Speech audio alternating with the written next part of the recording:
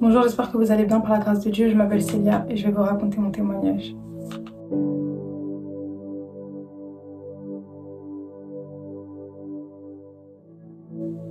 J'ai préféré tout écrire pour ne rien oublier. J'ai 18 ans, je suis française du côté de ma mère et congolaise du côté de mon père. Je suis née dans une famille de parents athées, mais je touchais quand même au christianisme par le biais de ma grand-mère du côté de mon père. Durant mon enfance, j'ai passé énormément de temps chez elle. Elle a été pour moi une seconde mère. Mais lorsque j'étais plus jeune, lire la Bible était plus une tâche qu'autre chose à mes yeux, et je ne savais pas encore à quel point ma grand-mère allait jouer un rôle important dans ma rencontre avec mon Seigneur et Sauveur Jésus-Christ. Il faut savoir que j'ai reçu énormément d'amour de ma famille, de mes proches. J'ai toujours eu cette confiance en moi, et lorsque je n'avais pas rencontré le Seigneur il y a 3 ans de ça, j'en jouais pas mal. J'étais extrêmement distraite par les garçons, par les choses du monde, mais tout en restant attachée aux convictions et à l'éducation que m'avaient enseigné mes parents et ma grand-mère. Donc là, je vais vous parler de plusieurs événements qui ont contribué à ma rencontre avec le Seigneur, mais aussi des miracles qu'il a accomplis dans ma vie. Bien évidemment, il y a certains détails dont je ne vais pas parler, puisque c'est très privé, et d'autres miracles que je ne vais pas forcément aborder. Tout d'abord, je vais vous parler du samedi 18 juillet 2020. Cette date m'a extrêmement marquée. C'était un jour où ma meilleure amie m'invite pour dormir chez elle. Donc on parle de tout et de rien, puis on commence à parler de mariage. Et elle me demande « Célia, t'aimerais attendre le mariage avant d'avoir des enfants ?» Puis moi je lui réponds « Bah oui, il faut te préserver jusqu'au mariage, donc logiquement t'es pas censée avoir d'enfants avant ton mariage. » Et là elle me dit « Oui, me regarde, si t'as tes enfants, ta famille, tes amis à ton mariage, c'est clairement une réussite. Genre toutes les personnes que t'aimes sont présentes, y compris tes enfants. » Quand elle me dit cette phrase, je lui réponds « Bon, j'avoue que c'est pas mal. » Et par la suite, j'ai eu une période de doute extrême sur la question de si je devais me préserver ou non. Une semaine pile poil après, dans la nuit du samedi 25 juillet au dimanche 26 juillet, je fais un rêve. J'étais dans ma salle à manger, je lisais ma Bible. Il y avait mes parents, mes sœurs, ma tante et ma grand-mère à la maison. Ma grand-mère était sur le point de partir et en partant, elle me dit de lire 2 chapitres de la Bible, Nombre 1 et Jean 10.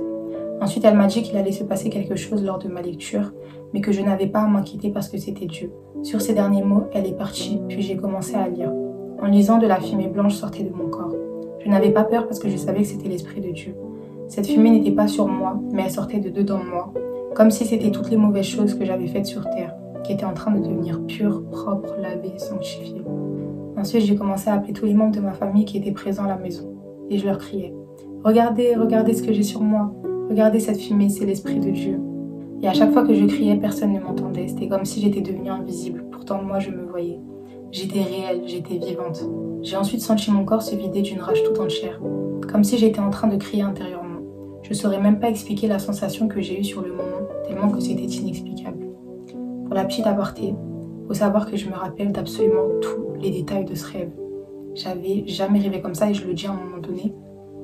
Mais vraiment, genre même les sensations, tout, je me souviens absolument de tout. Quand cette sensation est arrivée, j'ai quitté mon corps terrestre et j'ai commencé à m'élever au-dessus du sol. J'étais rentrée en lévitation et j'ai pu voir de mes yeux mon autre moi. Et j'étais en train de faire une grosse crise de rage. J'étais comme possédée, je criais, et ces cris c'était pour sortir tout ce qui était fardeau en mon âme.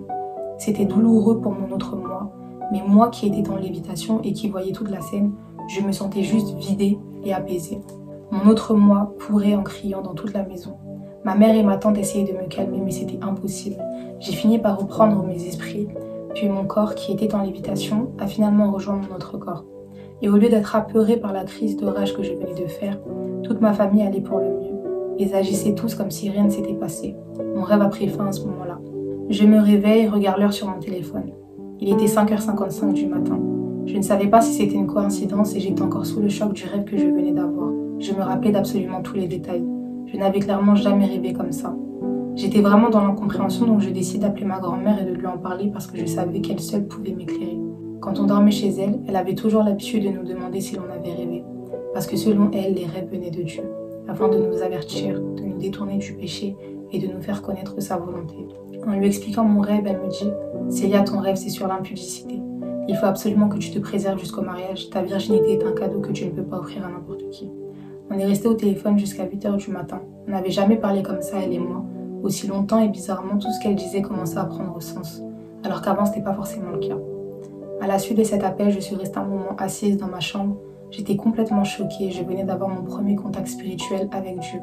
Et comme je l'ai raconté précédemment, ma meilleure amie avait réussi à me mettre le doute quant à l'impudicité depuis la nuit où j'ai dormi chez elle. Donc je me posais énormément de questions et on peut clairement dire que le Seigneur est venu me choper par le col pour me dire de fuir l'impudicité. Malheureusement, un peu plus tard dans la journée, en faisant la vaisselle, je m'ouvre la main accidentellement. La blessure était assez profonde, alors je décide d'appeler ma mère. En voyant l'ouverture, elle se leva assez précipitamment. J'ai alors compris que c'était grave. Elle me demanda de m'asseoir sur une chaise, puis elle commença à me désinfecter. Mon père arrive, puis regarde ma blessure, puis il dit « Ça m'a l'air profond, il faut des points de suture, il faut qu'on aille à l'hôpital. » Je n'avais jamais eu de point de suture et juste de l'entendre dire cela m'a fait un gros choc. J'ai extrêmement peur de tout ce qui se réfère au sang, aux opérations, etc. Alors j'ai commencé à perdre conscience. Ridicule, oh my god. J'ai commencé à vaciller sur ma chaise, je voyais de moins en moins. Je n'entendais plus, je n'entendais qu'un long sifflement très aigu. Ma mère claquait des doigts en face de moi. Elle m'a dit par la suite que je venais toute blanche à ce moment-là. Pour moi, perdre conscience était synonyme de coma, chose qui est absolument fausse, bien sûr. Mais sur le coup, j'avais vraiment peur de ne pas me réveiller, j'ai alors commencé à prier dans ma tête. Je récitais la prière du Notre Père. C'était la seule chose que je connaissais de la Bible et je m'y suis accrochée tout en sentant que mon corps me lâchait. Mon père m'a portée jusqu'au canapé, au moment où j'allais tomber. Et ma sœur est arrivée avec des serviettes froides et me les a balancées au visage. J'ai alors repris mes esprits, j'allais mieux. Je suis ensuite partie à l'hôpital. Le médecin vérifie qu'il n'y a aucun morceau de verre dans ma blessure, puis il me dit « Tu as de la chance, tu n'es qu'à quelques millimètres de ton nerf. Tu aurais pu perdre l'usage de ton doigt. » Il m'anesthésie puis me fait mes 6 points de suture. J'étais en sanglots durant toute la durée des soins médicaux. Pareil, petite anecdote. Il y avait une fille de peut-être 7 ans qui était là aussi pour des points de suture. Elle n'avait pas pleuré du début jusqu'à la fin. Et moi j'étais là, des points de suture et tout. J'ai vraiment horreur de ça, ça me dégoûte. Horrible, vraiment horrible. Le soir en rentrant, j'ai appelé ma grand-mère pour lui en parler. Elle était assurée que c'était des combats spirituels, que c'était des attaques, puisque le matin j'avais eu mon rêve. Ensuite en 2019, j'ai fait la connaissance d'un garçon, c'était un musulman. On s'est parlé durant énormément de temps, à ce moment-là j'étais chrétienne de nom. J'avais conscience que ma foi n'était pas quelque chose de futile et que le Dieu que j'invoquais était bel et bien réel parce que lorsque je lui demandais certaines choses, il m'exauçait. Donc j'avais cette conscience-là. J'avais cette conviction en mon cœur qu'il existait, mais ce n'était pas pour autant que je connaissais Jésus. Je ne l'avais pas encore rencontré. Le temps passa, il y a eu des hauts et des bas avec ce garçon-là en question, qui avait fini par prendre énormément de place dans mon cœur. Pour moi, c'était clairement l'homme de ma vie, l'homme avec qui j'allais me marier, etc. Sauf qu'il a fini par partir. Il faut savoir qu'à ce moment-là, je faisais du foot depuis quelques temps déjà. Et le sport pour moi était réellement un échappatoire pour mon âme, pour mon cœur. Donc lorsqu'il m'a laissée, j'étais tellement brisée que j'ai même pas réfléchi, je suis partie courir directement. J'avais cette rage en moi, cette tristesse que je voulais absolument sortir. Et je pensais que le sport m'aidait, mais ce n'était pas le cas. Parce que lorsque je suis rentrée, les sentiments que j'avais en partant étaient malheureusement toujours présents. Comme je vous l'ai dit au début du témoignage, je suis extrêmement proche de ma grand-mère. Et je savais qu'elle seule pouvait avoir assez de sagesse pour me faire part de son point de vue sur la situation dans laquelle j'étais. Le problème, c'est que par respect envers ma grand-mère, je ne me voyais pas lui parler d'un garçon que j'ai fréquenté. Je lui ai donc expliqué la totalité de la situation, mais en lui faisant croire que c'était ce qui arrivait à une de mes copines et non à moi. Désolée mamie. Quand j'ai eu terminé de lui expliquer, elle me dit Célia, prends Apocalypse 2, verset 4 et lis ce qui y est écrit. Je prends ma Bible puis commence à lire. Les versets disaient « Mais ce que j'ai contre toi, c'est que tu as abandonné ton premier amour. » Quand j'ai lu ce verset-là, je me suis dit « Il y a un petit souci là. C'est pas du tout ce dont j'ai besoin. Je viens de perdre mon premier amour en fait. » Et c'est comme si ma grand-mère me coupa dans mes pensées et dit tout simplement « Son premier amour, c'est Jésus. » Son, pourquoi? Parce qu'elle pensait parler de ma copine, mais en réalité, elle s'adressait à moi. Mon premier amour, c'est Jésus. Et quand elle a dit ça, je ne saurais même pas comment vous expliquer, mais mon cœur a entièrement été restauré. Je n'étais plus en colère, je n'étais plus dans l'incompréhension, ni dans la tristesse, mais je me sentais coupable. Parce qu'à travers ces paroles, j'ai compris que j'avais donné à un garçon la place de Jésus-Christ dans mon cœur. Depuis ce jour-là, je n'ai plus jamais été triste pour ce garçon, et maintenant, ce que je voulais réellement, c'était me consacrer pleinement à mes priorités qui étaient ma relation avec Dieu, mes résultats à l'école, ma famille et mes amis. Ma vie à partir de ce jour-là a complètement changé. Même si le Seigneur s'était révélé à moi à travers un songe, j'étais encore beaucoup dans la mondanité. Et à travers cette déception amoureuse, j'ai appris à mettre le Seigneur au premier rang dans tous les domaines de ma vie. Je voulais vraiment faire de Jésus mon premier amour. J'ai commencé à travailler sur mon caractère, sur certains défauts de ma personnalité, sur certaines mauvaises habitudes que j'avais dans la vie de tous les jours. Il faut savoir que j'étais aussi une personne extrêmement violente, physiquement et verbalement. Et j'ai appris à travailler sur moi-même, non pas en comptant sur mes propres forces, mais en m'aidant de l'Esprit qui est en moi, le Saint-Esprit, l'Esprit de Dieu. qui m'a aidée depuis ce jour afin d'apprendre à être plus patiente, plus aimante, plus joyeuse, plus respectueuse, plus douce, à être dans la paix en fait tout simplement. Il y a encore beaucoup de travail, je ne suis pas parfaite, j'ai encore énormément de défauts, mais je ne reste pas attachée à cela car le sang de Jésus n'a pas coulé pour des êtres parfaits, mais pour des êtres imparfaits comme vous, c'est moi. J'aimerais terminer sur une toute dernière histoire, une histoire assez récente qui a débuté en octobre 2021. Donc, comme je l'ai dit précédemment, je fais du foot depuis quelques années déjà. J'ai voulu m'inscrire dans un club plus professionnel que celui dans lequel j'étais avant. Mais avant de rendre ma licence, il fallait que je fasse mon certificat médical. Donc j'avais un électrocardiogramme à passer. Et lorsque le médecin commence à m'ausculter, je comprends qu'il y a quelque chose qui ne va pas puisqu'il me posait énormément de questions. Après l'auscultation, le cardiologue m'annonce qu'il y a un problème sur mon électrocardiogramme. Mon cœur a un rythme cardiaque de 40 battements par minute, ce qui est très insuffisant. Il m'explique par la suite que normalement, un cœur bat environ entre 50 et 80 fois par minute. Mon père, qui était présent ce jour-là, demande quelles pourraient être les raisons pour lesquelles mon cœur bat aussi lentement. Et le cardiologue répond que c'est en général les sportifs de haut niveau qui ont ce genre de rythme cardiaque. Mais le problème était que je n'étais pas une sportive de haut niveau. Et ça faisait déjà quelques mois que je n'avais pas suivi d'entraînement parce que j'étais en rééducation après une blessure grave. J'ai été diagnostiquée atteinte de bradycardie. C'est une maladie du cœur provoquant un ralentissement du rythme cardiaque. J'avais un nombre d'extrasystoles beaucoup trop supérieur à la normale. En gros, certaines cavités de mon cœur se contractaient de manière prématurée. Par la suite, le cardiologue nous donne rendez-vous une semaine plus tard afin de me mettre un holter durant 48 heures. C'est une machine qui permet d'enregistrer le rythme cardiaque sur une certaine durée. Il m'a aussi dit de ne pratiquer aucun sport durant 6 mois. Et cette annonce-là m'a réellement mis une claque. Je me suis effondrée, j'ai commencé à pleurer et à me demander comment moi, Célia, je sers l'Éternel nuit et jour et il permet que j'aie une maladie au cœur, alors que mon cœur était sa résidence. C'était Jésus mon premier amour, j'étais vraiment dans l'incompréhension. Mais à ce moment-là, je me suis dit, bon, il y a 2 solutions qui s'offrent à moi. Soit j'attends que ça se passe, soit je me lève en prière et je tabasse les démons qui m'ont attaqué en fait. La parole de Dieu déclare que la mort et la vie sont au pouvoir de la langue. J'ai donc décidé de déclarer de bonnes paroles sur ma situation et tout ça dans le nom puissant de Jésus-Christ. Je me rappelle avoir fait cette prière. Seigneur, nous combattrons. Je déclare dans le nom puissant de Jésus que j'aurai la guérison. L'Éternel a déclaré dans sa parole qu'il ne nous frappera d'aucune maladie dont il a frappé les Égyptiens. Toi seul peux me guérir. Cette épreuve-là ne me fera pas perdre la foi. Mon incompréhension face à cette situation n'est qu'une distraction sur le chemin que tu as prévu pour moi. Secours-moi, Seigneur, au nom de Jésus. Amen. Quand j'ai scellé cette prière, j'ai été combattue. Lorsque je me suis couchée, comment vous dire que je sentais des flèches traverser mon dos. Je dors sur le ventre. Et ma main droite était extrêmement chaude. Puis une phrase traversa mon esprit. Je suis l'Éternel, je te garderai. Cette chaleur que je ressentais, c'est parce qu'il me tenait, parce qu'il me protégeait. Quelques mois plus tard, j'avais mon IRM. J'avais eu des rendez-vous médicaux entre-temps et les résultats précédents ne montraient rien de bon. Mes parents ne voulaient clairement pas rester sur ça. Il a donc fallu que je voie d'autres médecins. Mais le jour de l'IRM, je me suis vraiment dit que c'était la dernière étape. Il fallait que Jésus et moi gagnions ce combat. Donc le jeudi 6 janvier 2022, je passe mon IRM. Pour moi, c'était clairement un moment fatidique. J'étais allongée dans la grosse machine, j'entendais ces bips et rien d'autre. La table commençait à me faire entrer dans le scanner, donc je déclare cette simple phrase « On va les combattre ». Lorsque j'ai prononcé cette phrase, je m'adressais à Jésus. Puis d'un coup, j'ai senti mon cœur bouger brusquement dans ma poitrine. Je n'avais jamais ressenti ça de ma vie. J'ai ensuite eu une vision. Je voyais des démons qui tentaient de prendre mon cœur, mais la main du Seigneur le protégeait. Il ne permettait pas cela. J'ai passé toute l'IRM à louer Jésus dans ma tête, dans mon cœur. Je ne savais pas quels allaient être les résultats, mais j'étais déjà heureuse car je savais que j'étais plus que vainqueur en Jésus-Christ. Car j'avais tout simplement eu la foi. Je savais que j'allais être guérie. Après l'IRM, je rejoins mon père qui patientait en salle d'attente. Puis moins d'1 heure après, un médecin m'appelle. Il était face à 2 énormes ordinateurs et me montre une vingtaine d'images de mon cœur. Puis finit par me regarder et me dit « C'est bien toi, Célia ?» Je lui réponds que oui. Puis il m'annonce que mon cœur va parfaitement bien. Quand j'ai entendu ça, j'ai sauté de joie. J'ai rendu gloire à Dieu, j'ai remercié les médecins et tous les infirmiers qui s'étaient extrêmement bien occupés de moi. Puis je suis partie annoncer la nouvelle à mon père, puis à ma mère par téléphone.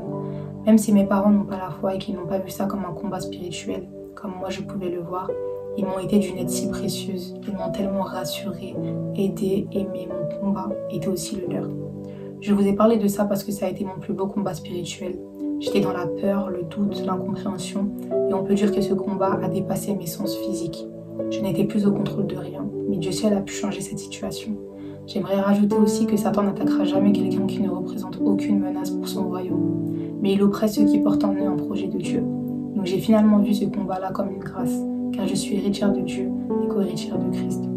Dans la parole à 2 Corinthiens 12 au verset 8 à 9, il est écrit « 3 fois j'ai prié le Seigneur de l'éloigner de moi, et il m'a dit « Ma grâce te suffit, car ma puissance s'accomplit dans la faiblesse. Je me glorifierai donc bien plus volontiers de mes faiblesses, afin que la puissance de Christ repose sur moi. » Amen. Donc voilà, mon témoignage. Pour un petit peu en rajouter sur tout ce que je viens de dire, surtout vers la fin par rapport à la bradycardie, donc la maladie du cœur. Donc après, par la suite, j'ai été complètement guérie. Et en fait, je m'entraînais à Créteil. Et j'avais fait genre peut-être 2-3 entraînements là-bas.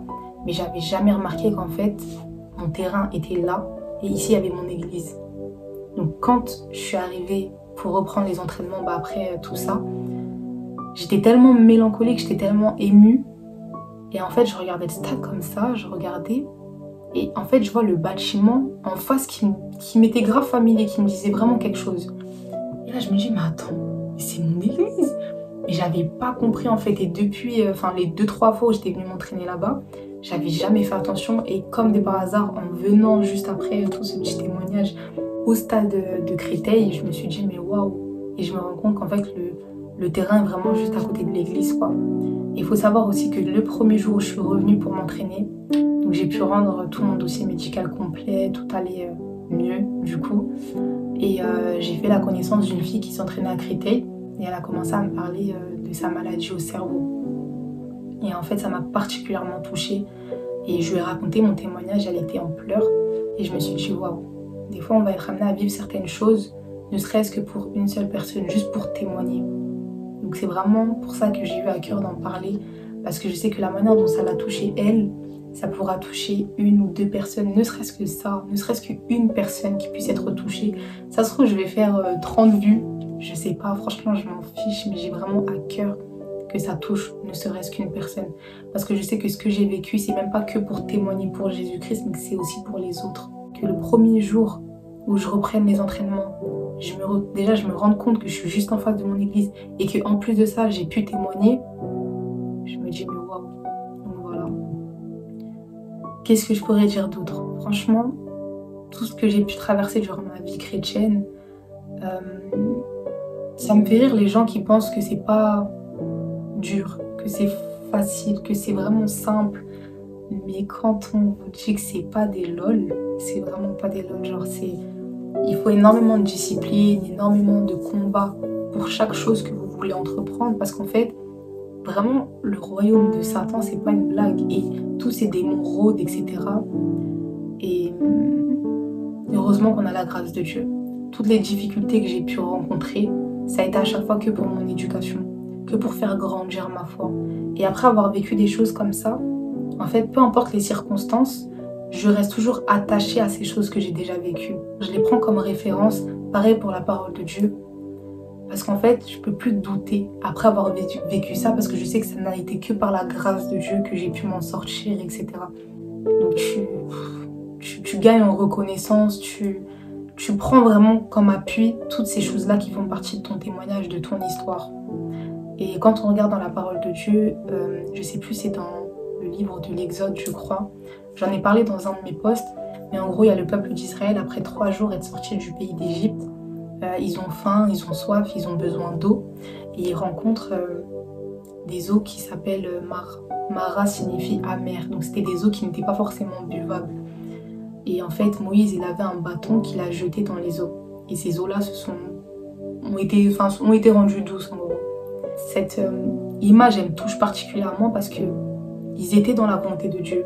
Ils marchaient en direction de ce que Dieu avait prévu pour eux. Mais ça ne les a pas empêchés de rencontrer ces eaux amères-là, en fait. Mais pourquoi ils les ont rencontrées? C'était pour leur éducation. C'était pour qu'ils puissent grandir dans la foi. Et pour que la gloire de Dieu et sa puissance puissent se manifester à travers cette histoire-là, à travers cette épreuve-là. Donc je trouve ça particulièrement touchant qu'on puisse en fait tous parler un peu des choses difficiles qu'on traverse. Parce qu'en fait, il y a un bout. Il y a un bout du tunnel et c'est Jésus qui nous délivre de toutes ces choses-là.